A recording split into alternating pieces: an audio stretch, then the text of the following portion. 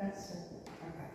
Terwyl hy gaga besig is daar agter, ek wil gaga hê, julle moet in julle gedagtes vir my, kom ons maak 'n 10 name kry, nee? Net in jou gedagtes. Die eerste 10 wat opkom, moenie aan sit en dink nie, die eerste 10 name wat in jou gedagtes opkom. Okay. Het julle dit? Dame. 10 name. Okay. Terwyl julle dink, ek het hierdie gisteraand gaga op die bed gesit en doen, en Mia het gisteraand by ons geslaap, so obvious as ek my laptop besig het, dan moet ons haar deel kom doen. En ek sê van nie, ek is besig met my preek, moenie nou op my laptop doen. Sy sê ek wil net een sinnetjie skryf. Ek sê maar ek is besig met my preek, nie ou, maar net een sinnetjie. En dieselfde plek waar ek dit geskryf het, waar ek gesê het, julle moet julle die name skryf, nee. Toe skryf sy het geweet wat daar is, waar ooit gaan nie. Toe skryf sy, hi, my name is Mia Rose, en dit is my naam is baie mooi.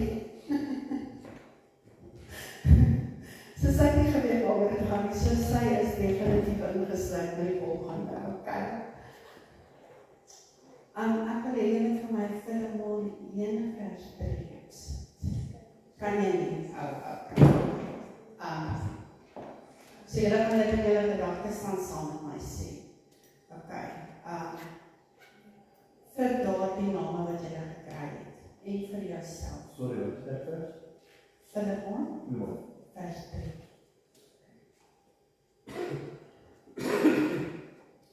Genade vir julle en vrede van God onze Vader en die Here Jesus Christus.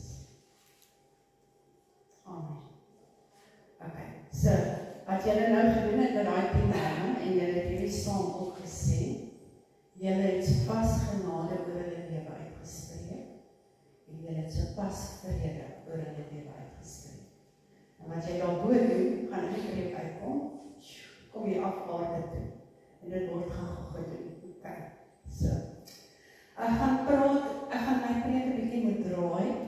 Dit het ek vanoggend gekry met die volgorde. So Filemon het net een hoofstuk en ek gaan daai hoofstuk vandag gebruik. Okay. Dit is geskryf deur Paulus en dan Timoteus ook so 'n paar goedjies bygeskryf. En dit was ongeveer in die jaar 60 na Christus. Hulle het dit vanuit die Rome geskryf in die tronk en hulle het dit gestuur na 'n huiskerk in Kolosse. Nou, ek wil gou julle moet weet dat in daai tyd was daar nog nie 'n kerk soos wat daar vandag kerke is nie. Die mense het in hulle huise kerke gehou.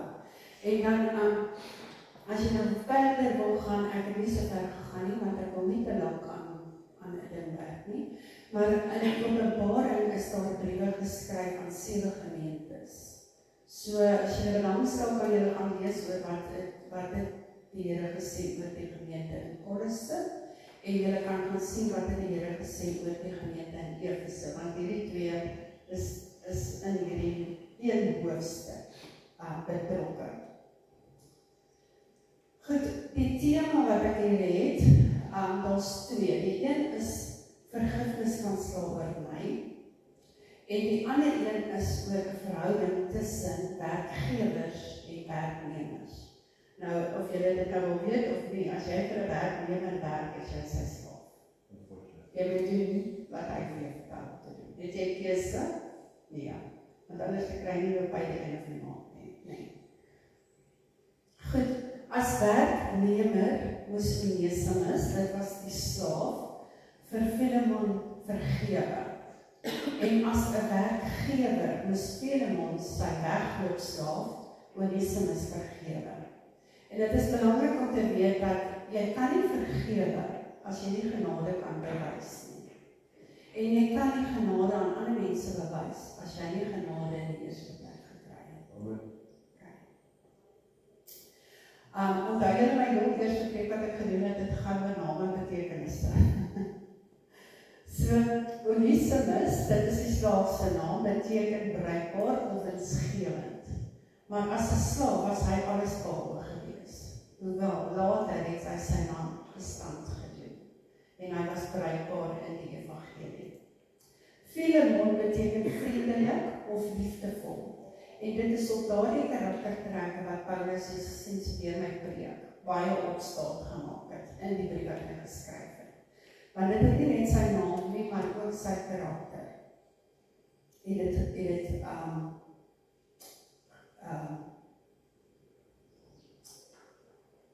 toegepas, as ek die regte woord nog gebruik. En die les wat ons uit hierdie hoofstuk leer is om eerder mense met liefde as met teregwysing te benader.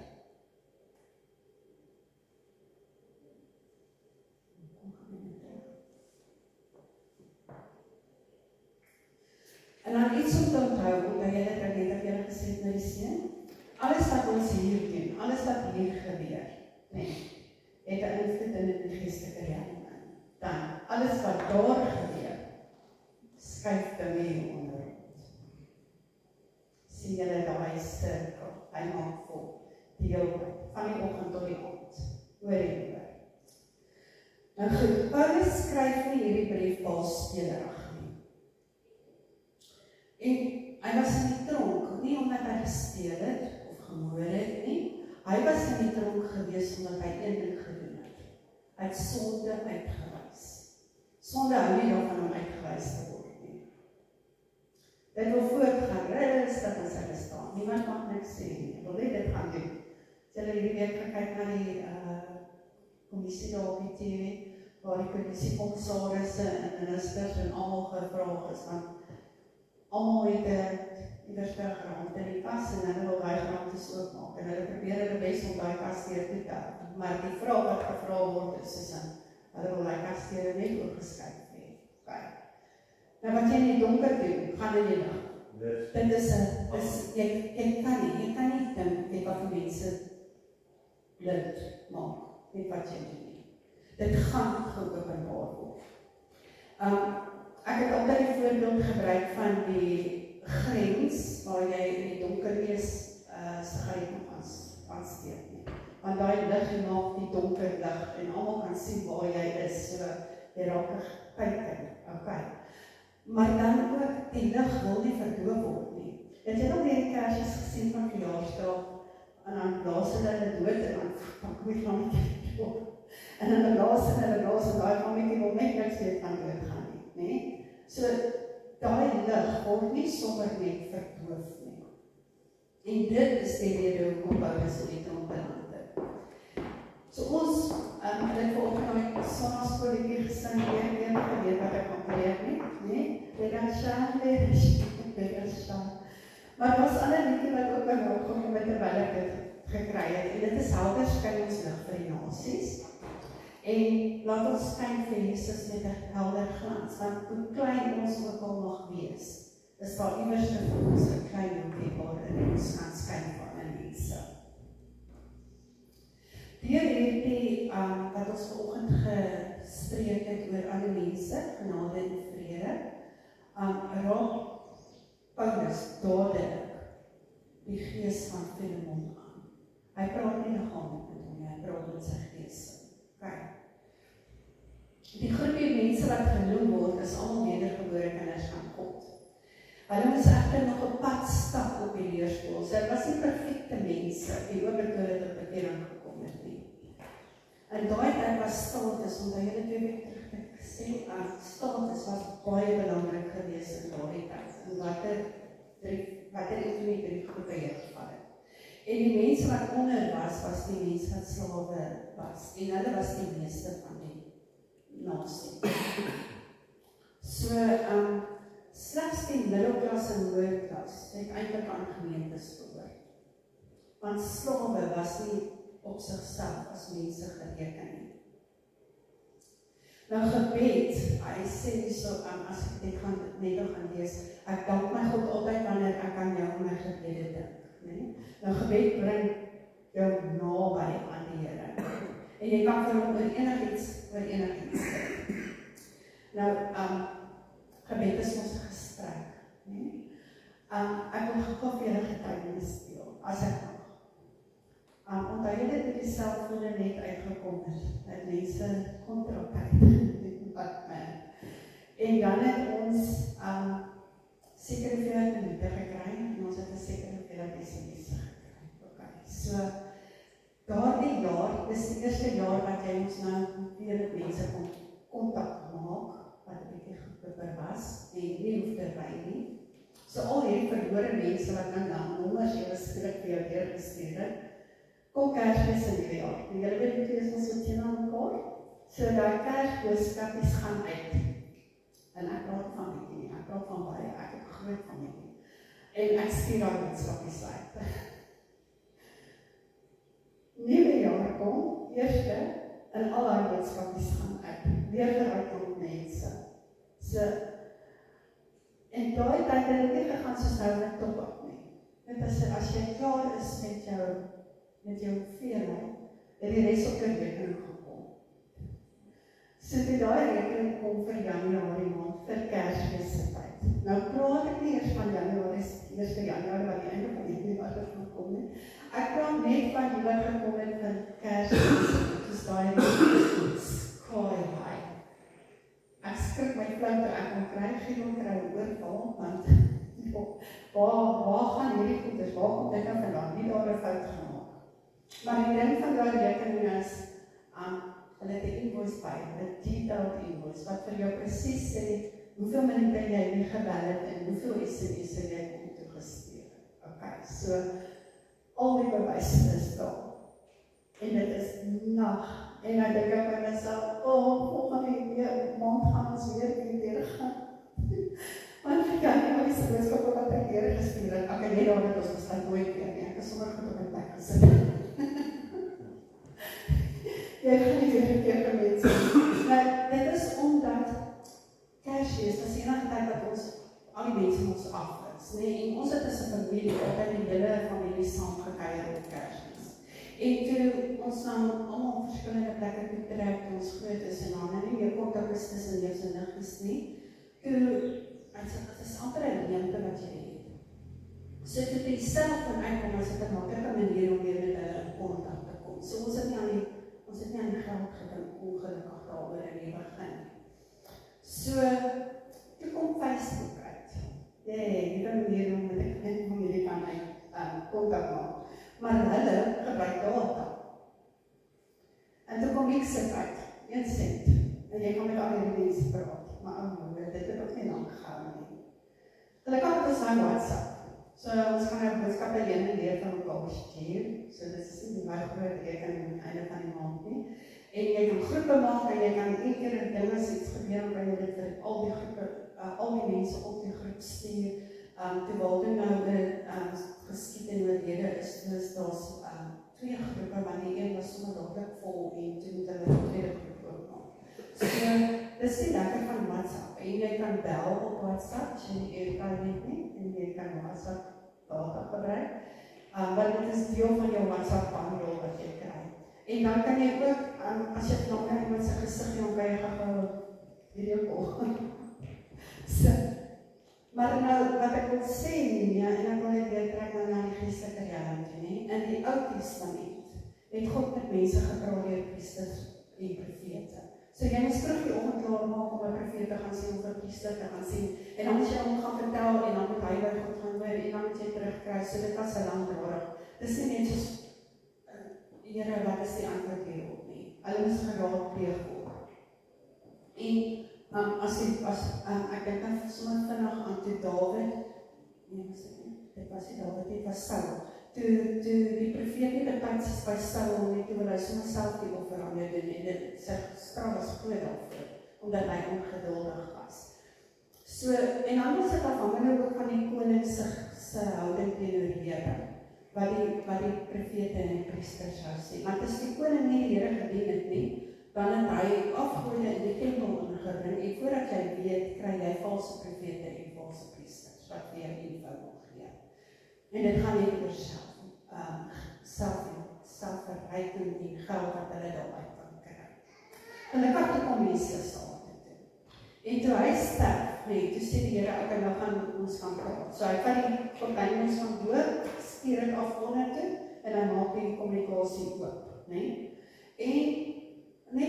mense wat nou nie weet hoe om die Here te vertrou nie, vir hulle word die Heilige Gees ook uitgestuur om hulle te help. So, hoe naby is jy aan die Here, as jy gebed nodig het vir iets, as jy met die Here wil praat, hoe naby is dit? Dis net dat nie lente ver, nee, ek kan nie gaan sit en dan gaan ek nie opkom om julle te wees nie. Maar, as jy hier vat jy aan die Here, want hy is binne in jou, so naby is hy aan jou, of voel hy hoe ver, hoef jy net dit te doen, jy hoef net op jou knie te gaan, en dan is hy op by jou. En dan is daar 'n minister wat vir ons gesê het, gaan kyk met jou raad nie. Is God dan stom? Wanneer het God stom geword? Dis jy wat doof is. Want die oomblik wat jy jou Bybel oopmaak, begin die Here ook met jou te praat. Kyk hoe baie het ek al gebabbel, dit is net een hoofstuk. So wat kan hy alles van jou sê, as jy die Bybel oopmaak, en jy begin te lees, en jy kan gaan vra vir die Here, wys my die, wys my daar, want hy het my die goeders gewys. Want ek het hom gevra daaroor. So die mense wat sê, God kan met jou praat nie, sorry vir julle, dis julle wat doof is, sê God nie. Okay, so hy is die lewende God. Daar's ons die movies wat uitgekom, God's not dead. So toe ek net te kom hierdie keer op, God's not dead, I'm surely alive. What? Living on the inside, rolling like a lion. Hy lewe. Ons moet ook net vat, ons moet net vashou aan. Ek het al vroeger ook pastoor gehoor wat sê, pastoor, bid vir my asseblief. Dis nie meer nodig dat jy na 'n pastoor toe moet gaan, om vir jou te gaan bid wanneer dit in sy tydlyn of haar tydlyn is. Jy kan dit self doen. Dit is in jou vermoë om dit self te kan doen. En as jy nie weet dat om te bid, dit obviously, en dan stuur, dis om self in die dit gesit om op die hart te plek. Okay.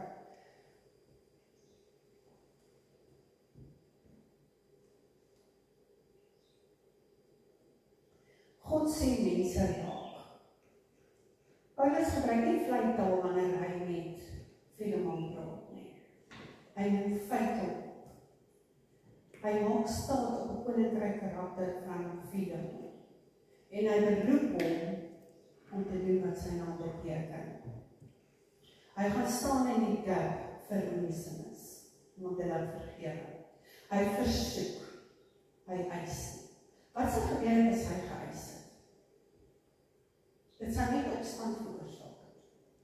As iemand vir jou sê, jy moet dit doen, wil jy dit doen? As iemand vir jou sê, kan jy dit asseblief vir my doen? Watter een gaan jy die meeste voor reageer? Dis mos nie, sal jy asseblief, nie?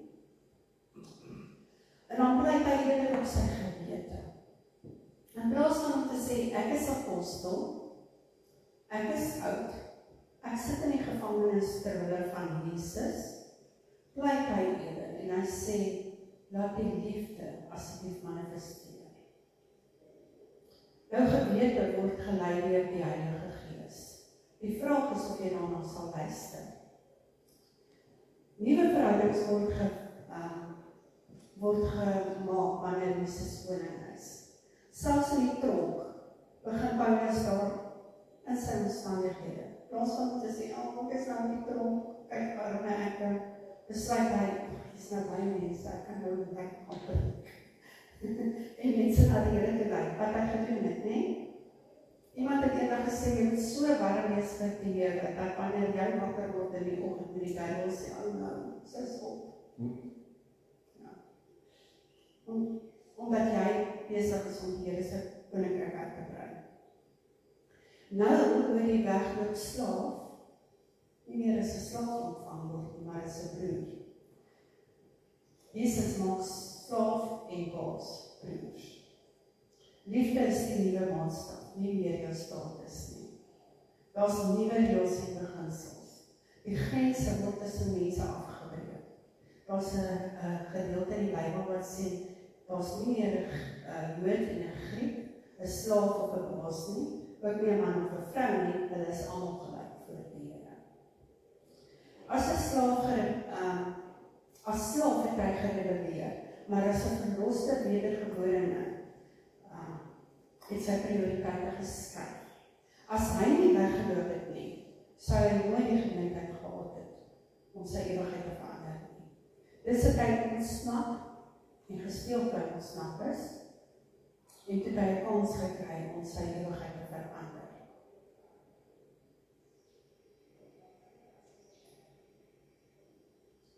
Paulus was so beïndruk met Onesimus dat hy homself wou gehou het. Hy wou hom in die eerste plek nie teruggestuur het nie, maar hy wou nie hom steel by Filemon nie, want Filemon het ons gekoop.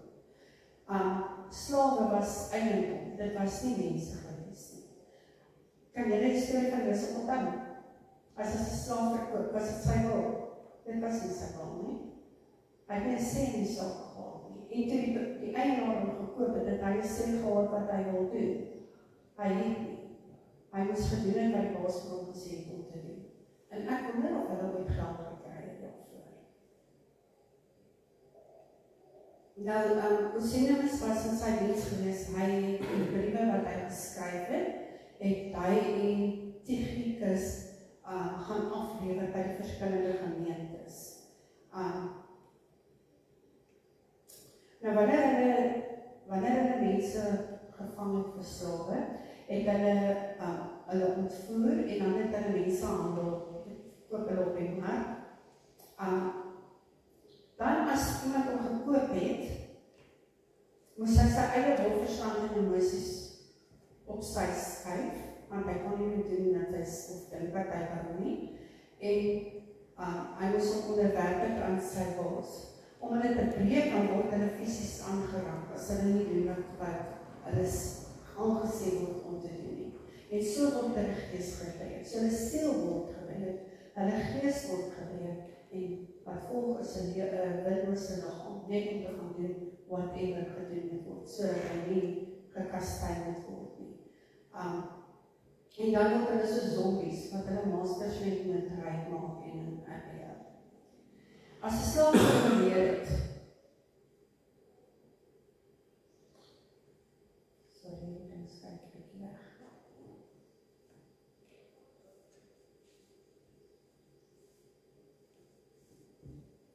As hulle sou trou en kinders het, word die kinders ook deel van die maasters eiendom. So nes diere het hulle geen menswaardigheid oorgehad nie.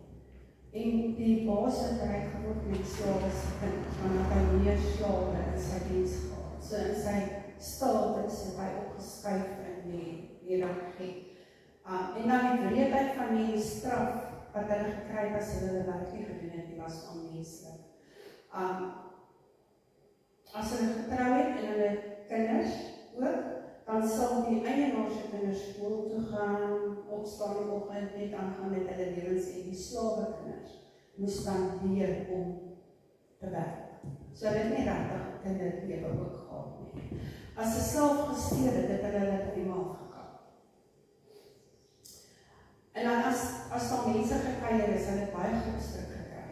So as daar mense gekuier het en 'n slaaf het iets verkeerd gedoen, dan het hulle onder mekaar gepraat oor wat hulle daarin gedoen het. En hoe wreder hulle was, hoe beter was dit gewees. So ek gaan 'n voorbeeld vat.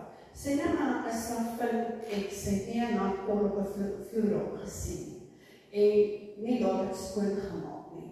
En dan kom die meesteres van die huis en sy word gestraf op wat ook al manier waar die meesteres kan kry om haar te straf.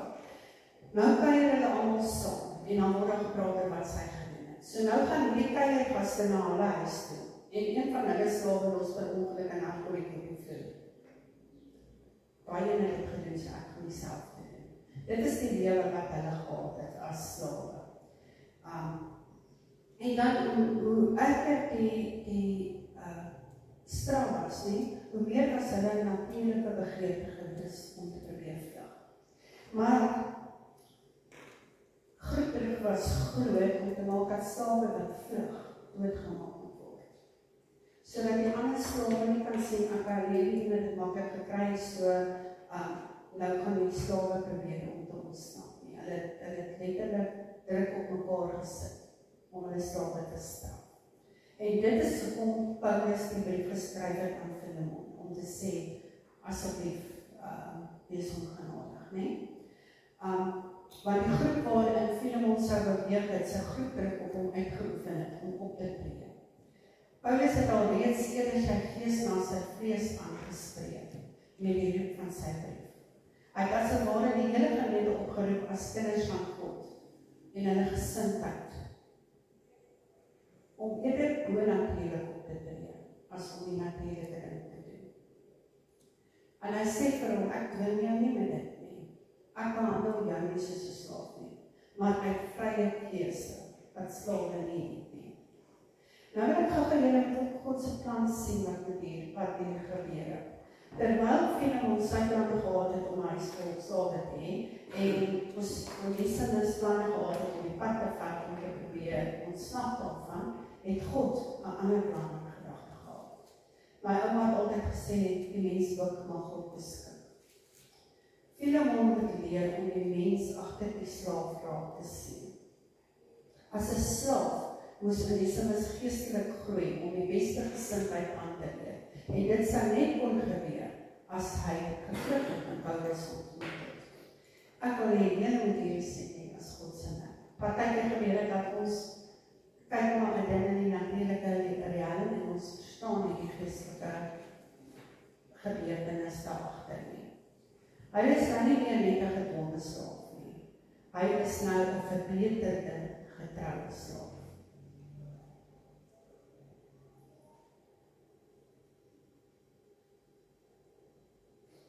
En dan sê Paulus vir iets baie belangrik. Hy sê dat jou verhouding of jou gevoel met my op dieselfde vlak wees, dit is met Paulus nie, as jou verhouding met jou slaaf. Want ek sien hom nou as ons gelyke, want hoekom hy's nou gelyk met hulle omdat hy ook tot bekeering gekom het, nie? Of is sy status laer as die gewone mens wat na hom kyk.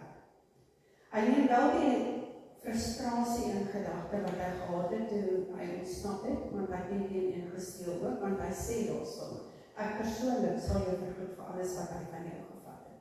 So jou status sal terugkom, jou finansiële plek sal terugkom, waar jy was voordat hy die pad gevat het. Sy skuld word my skuld, sê Paulus hom. Dis vir jy niks nie. En as jy nou weet dat Jesus presies dieselfde vir ons doen. Ons skuld het sy skuld. En nou kan ons elke oggend opstaan en ons skuld is vergewe. En ons kan as vry mense, nie meer as slawe van die sonde, voor God gaan staan nie.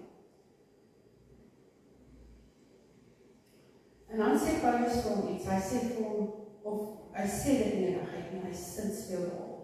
Dit kom daarop neer, deur my prediking het jy tot bekeering gekom. Dis is jy eintlik my geestelike slaaf. Ek behandel jou soos 'n vry man. En Onesimus het in dieselfde prediking tot bekering gekom en ek vra dat jy hom ook as 'n vry man sal behandel. Die keuse lê by jou, maar my liefde praat. Ek hoop jy doen soos ek van jou verwag. Hy kom weer eens op die koninkryk karakter van Filemon. Show me wat jy wat. Kyk wat jy God raak sien. Filemon moes homself op die agtergrond sit, sodat hy God se planne kon verstaan. Hy moes leer om met nuwe oë na sy slaaf te kyk. Sien God se heerlikheid en liefde raak vir alle mense en verander jou gesindheid teens hulle. Kry jy fokus op die lewe reg. Jy sal meer geestelik volwasse en groei. Al pleit ek vir jou genade, weet ek eintlik al klaar dat jy selfs nog meer kan doen, sê Paulus vir hom. Hier is my eie gedagtes rondom wat hier gebeur het. Imagine. Nou het Filemon hierdie brief gekry, hy het slawe in sy huis. Die mense wat aangespreek is daarso was 10 sy vrou en seun en dan die gemeente van Kolosse. En nou die gemeente leer dit ook slawe. En nou kom hierdie slaaf aan met Paulus se brief en hy sê vir hom, luister die stuk behandel hom gelyk. Nou met hierdie man 'n gemeente gaan bly, nee? En hy het slawe in sy huis, sy gemeente leer dit slawe in hulle huis. Wat is die boodskap wat kon uitgegaan het? Bring jou slaaf saam na die volgende gemeentevergadering. Kom ons bring almal na die Here toe. gebeur is wanneer ons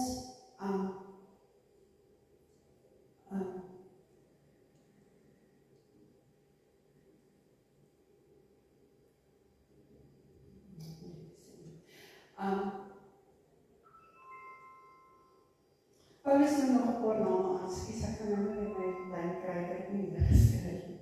Paulus noem nog mense in die gevangenis se name wat saam met hom is, nie? Maar as ons kyk in ons lewe vandag, in hierdie week wat verby is, het hulle 'n pastoor in Iran toegesluit, wat besig was om die Here te verkondig. In China het hulle 'n hele gemeente toegesluit, wat besig was met aanbidding. In die vroeë kerkgeskiedenis het die Katolieke die Protestante op brandstapels verbrand, ter wille van Jesus. In sekere lande is Protestante uit. Van al die disippels wat Jesus gehad het, was net Johannes die enigste een wat 'n natuurlike dood gesterf het. Maar hy was ook verbanning gewees. En daarom wil ek vir ook doen, as jou liggaam oorgegee word, bewaar asseblief jou gees en siel en alle koste. Lukas en Markus word genoem in sy spannetjie, die einde. Dit is die evangelieskrywers. Demas noem hy en Demas het teruggeval in die wêreld in. Gemeentelede stig so mingle. Moenie single bly nie, want as jy single is, dan word jy uitgesonder en is het maklik om jou winkels te wy. As ek is en dit is allemaal nie so, en iemand kom en hulle sê vir jou iets en ons kan praat daaroor, dan kan ons van mekaar sê, okay, dit is wat die woord sê, dit is wat die woord sê. Maar nou sit jy alleen nog by jou huis en daar kom mense in en hulle vertel vir jou iets. En jy is nie waar jy veronderstel is om te wees geestelik nie. Hoe gaan jy weet of jy daardie persoon kan vertrou met die info wat hy vir jou gee of nie? Verstaan jy? Ons het mekaar nodig en dit is hoekom daar gesê word ons moet nie wegbly uit dienste uit nie. Ons moet kom leer. Volgens die kerkgeskiedenis was Onesimus waarskynlik die biskop van Efese. So die brief het die uitwerking gehad wat ons gehad het. Moenie te gou verkeerde beloftes maak nie, want jy weet nie hoe jy in omstandighede gaan optree nie. Vra die Here se bewaring van jou hart. Okay. Ek gaan nou doen wat ek moes gedoen het van die begin af. Maar vanoggend te sê die Here vir my nie doen dit andersom. So ek doen dit andersom. Julle het nou geluister wat ek alles gesê het, nee? So wat ek nou gaan doen is ek gaan die hoofstuk lees vir julle. En met alles wat ek nou vir julle gesê het, hoop ek dat hierdie hoofstuk vir julle sal oopbreek, nes wat hy vir my oopgebreek het. Paulus, 'n gevangene van Christus Jesus, en die broeder Timoteus aan Filemon, die geliefde en ons medearbeider, en aan Appia, die geliefde suster, en aan Archippus, ons medestryder, en aan die gemeente wat in jou huis is. Genade vir julle en vrede van God ons Vader en die Here Jesus Christus. Ek dank my God altyd wanneer ek aan jou in my gebede dink, omdat ek van jou liefde en geloof hoor, wat jy met betrekking tot die Here Jesus en al sy heiliges het, dat die gemeenskap van jou geloof kragtig mag word. Deur die kennis van alles wat goed in julle is, tot eer van Christus Jesus. Want ons het groot blydskap en troos oor jou liefde, omdat dit deur jou broeder die harte van die heiliges verkoop is. Daarom, al het ek baie vrymoedigheid in Christus, om jou te beveel wat aan betaamlik is, pleit ek liewer ter wille van die liefde. Ek, Paulus, as 'n ou man en nou ook 'n gevangene van Christus Jesus, pleit by jou vir my kind Onesimus, wat ek verwerk het in my boeie, wat vroeër vir jou nutteloos was, maar nou baie nuttig vir jou en vir my. Ek stuur hom terug, maar neem jy hom, dit is my eie hart aan. Ek kan hom by my hou, sodat hy my in die boeie van die evangelie in jou plek kan dien. maar sonder jou goedkeuring wou ek niks doen nie, sodat jou goedheid nie uit dwang sou wees nie, maar uit vrye keuse. Want miskien is hy om hierdie rede 'n tydjie van jou geskei, dat jy hom vir altyd kan besit. Nie meer as 'n slaaf nie, maar meer as 'n slaaf, as 'n geliefde broeder in die vlees, sowel as in die Here Jesus, veral vir my, hoeveel te meer vir jou. As jy my dan vir 'n metgesel hou, neem hom aan, net soos hy vir my, en as hy 'n benadeel het of iets skuld, sit dit op my rekening. Ek, Paulus, het dit met my eie hand geskrywe. Ek sal betaal, om nie te sê jou rekening nie, want jy is daarby jou eie persoon ook aan skuldig. Ja, broeder, mag ek toch van jou voordeel trek in die Here. Verkoop my hart in die Here. En vertroue op jou gehoorsaamheid het ek aan jou geskrywe, omdat ek weet dat jy nog meer sal doen as wat ek sê. En bereid tegelijkertijd ook herberg vir my, want ek hoop dat ek op julle gebede aan julle sal geskenk word.